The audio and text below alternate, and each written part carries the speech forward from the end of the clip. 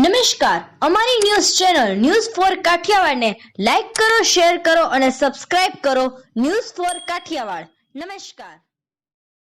બોટાદના પાળિયાદ ગામ ખાતે આમ આદમી પાર્ટીના પ્રદેશ અગ્રણી રાજુભાઈ કરપડાની ઉપસ્થિતિમાં રાત્રિ સભાનું આયોજન. સુરેન્દ્રનગર, ભાવનગર, બોટાદ જિલ્લાના અધ્યક્ષ, પ્રદેશના અગ્રણીઓની હાજરીમાં મોટી સંખ્યામાં લોકો ઉમટી પડ્યા હતા. તરઘરા, હળદડ, કુંભારા, વીરવા, નાના પાળિયાદ, કાનિયાડ, પીપળિયા, નાના બડલા, પાળિયાદ સહિતના ગામોના 200 જેટલા લોકો આપમાં જોડાયા. રાજુભાઈ કરપડાના હસ્તે આમ આદમી પાર્ટીનો ખેસ ધારણ કરી આપમાં જોડાતા રાજકારણમાં ગરમાવો આવ્યો. આગામી ચૂંટણી પૂર્વે ધરખમ ફેરફારો સાથે સ્થાનિક સ્વરાજ્યની ચૂંટણીને સેમી ફાઇનલ ગણાવતા રાજુભાઈ કરપડા સ્થાનિક સ્વરાજની ચૂંટણી પૂર્વે ખેડૂતોના મૂળભૂત પ્રશ્નોને લઈ સરકાર પર આકરા પ્રહારો કર્યા. યાર્ડમાં ખેડૂતોના માલની એમએસપી, કડદો, સહકારી ક્ષેત્રમાં ભ્રષ્ટાચાર જેવા અનેક મુદ્દાઓને લઈ ખેડૂતોની સ્થિતિ બદલવા આપમાં જોડાવા હાકલ કરી. પાળિયાદમાં રાત્રિ સભાનું આયોજન, કેટલા લોકો આમ આદમી પાર્ટીમાં જોડાયા, શું છે?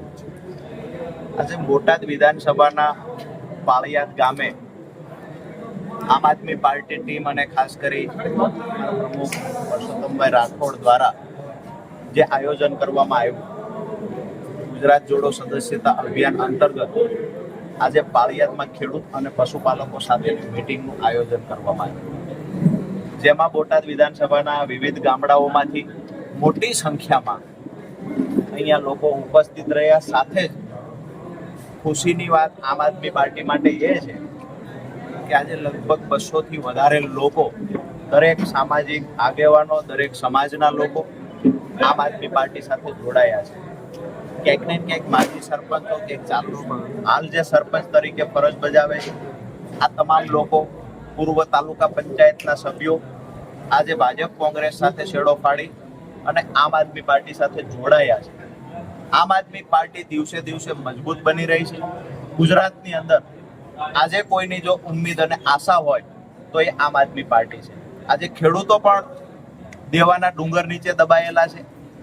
યુરિયા ખાતર લેવા જાય તો બિનજરૂરી પ્રોડક્ટ ખેડૂતો સાથે આપવામાં આવે છે બળજબરીપૂર્વક. ક્યાંક કોક નેનો આપે છે, ક્યાંક કોક બીજી પ્રોડક્ટો આપે છે. ખેડૂત કંટાળેલો છે. એવી જ હાલત પશુપાલકની છે.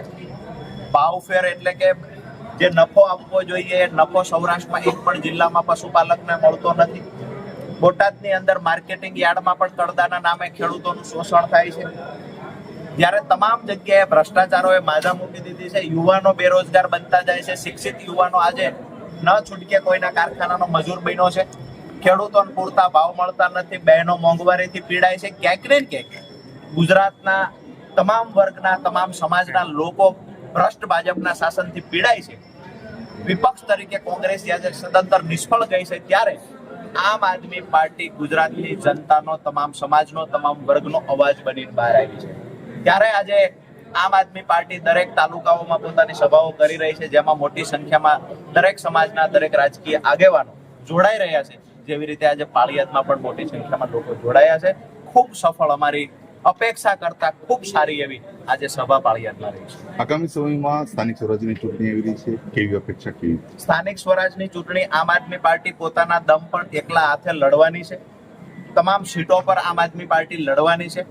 અને હું એવું ચોક્કસથી કહીશ કે 2027ની જે વિધાનસભાની ચૂંટણી છે એ ફાઇનલ છે. અને અહીંયા જે તાલુકા જિલ્લા પંચાયતની ચૂંટણી છે એ અમારા માટે સેમીફાઇનલ હશે.